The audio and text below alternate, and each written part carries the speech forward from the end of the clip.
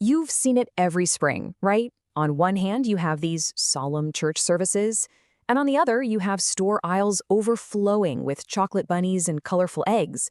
So how did these two completely different worlds end up colliding? Well, to find out, we've got to unwrap the pretty surprising and ancient history that's hiding inside one of our most familiar holidays. Let's dive into the real story of Easter. I mean, have you ever really stopped to think about it? It just seems a little random, doesn't it? Easter is this incredibly important Christian holiday, but we celebrate it with bunnies and eggs. What in the world does a rabbit have to do with the resurrection? Well, that is the exact mystery we're going to solve today. To really understand modern Easter, you kind of have to see it as a puzzle. See, it's not one single story, but two really ancient stories that have been woven together over thousands of years. So let's do this. Let's separate the pieces and take a look at each one. Okay, so our first story, the first piece of the puzzle, begins way before Christianity, back in ancient Europe. And this part isn't really about religion in the way we think of it today. It's about something way more basic, just survival. I want you to just imagine a world with no supermarkets, no central heating. Winter was this long, dark, really dangerous time. Food was getting scarce, the cold was just brutal. So the arrival of spring, that wasn't just nice. It meant you made it, you survived. It meant light and warmth and food were coming back. It was, hands down, the biggest celebration of the entire year. And right at the heart of all these celebrations was a goddess. Her name was Ostre. Now, most of what we know about her comes from an 8th century monk called the Venerable Bede. And he wrote that Ostre was the goddess of the dawn and of spring, of new beginnings. Her festival was all about the earth coming back to life. And yeah, that name, Ostre, that's the ancient root of our word Easter. And what were the most powerful symbols for all this returning life? Well, you had eggs, which, they literally hold the promise of a new creature inside. It's a perfect symbol for new beginnings. And then you had rabbits, famous for their, incredible fertility. They represented the sheer abundance that spring brought back to the world. And you gotta remember, these weren't just cute little characters. They were deeply powerful symbols of survival. So let's put our first piece on the timeline. Way, way back in ancient Europe, you've got these incredibly important pagan spring festivals, all celebrating one thing, the return of life to the land. All right, now let's turn to the second piece of our puzzle. This is a new story, one that started in the Middle East and would eventually spread all across the world. And it brought a totally different meaning to this idea of new life. This story is at the absolute heart of the Christian faith. It tells of Jesus' crucifixion and his miraculous return to life 3 days later.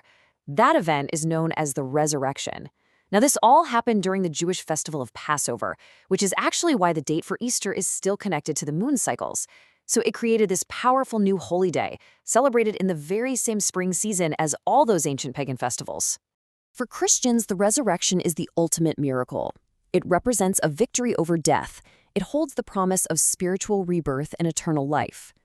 So you see, we're still talking about that same powerful theme, new life, but this time it's in a spiritual sense, not a physical one. Let's get back to our timeline and see how this all builds. Sometime between 30 and 300 AD, this new Christian faith and its powerful story of resurrection starts to spread like wildfire all across the Roman Empire, which of course includes Europe. So now we've got a situation, right? You have two very different spring celebrations happening in the same place at roughly the same time. One's about surviving the cold of winter. The other is about spiritual salvation. So what happens when they finally meet? This is really the key question, isn't it? How did these ancient symbols of fertility, like rabbits and eggs, become a central part of the most important Christian holiday?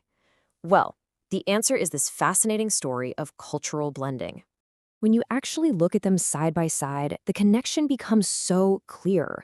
Both traditions, even though they're completely different, are centered on this incredibly powerful theme of new life and rebirth happening in the springtime. One's about the earth, the other's about the soul. This shared theme, that was the bridge that allowed them to connect. This all led to a really strategic choice by the early Christian missionaries. See, instead of trying to ban these ancient and frankly beloved spring festivals, they just absorbed them. They let people keep their symbols, the eggs, the rabbits, even the name of their festival, Easter, and then they slowly gave them new Christian meanings. And this made the transition to a new faith so much smoother, so much more natural for people. Okay, let's finish our timeline. After Christianity spreads, we see this long period of cultural mixing where these old pagan symbols start to merge with the new Christian holidays. And that process leads directly to the blended celebration that we all recognize today.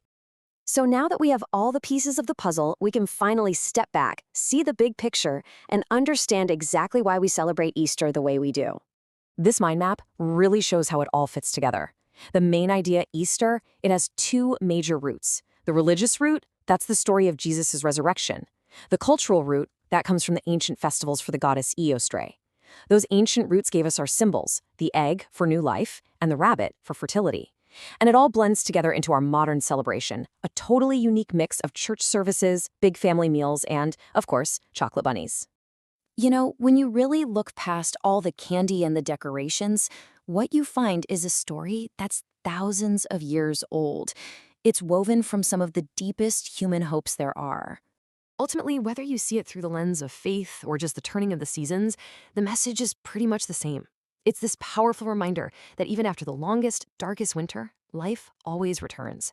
It's a story of culture, of survival, and of new beginnings. It really makes you wonder, doesn't it? Our world is just full of traditions whose origins we've completely forgotten about. What other stories are out there, hiding in plain sight, just waiting for us to uncover them?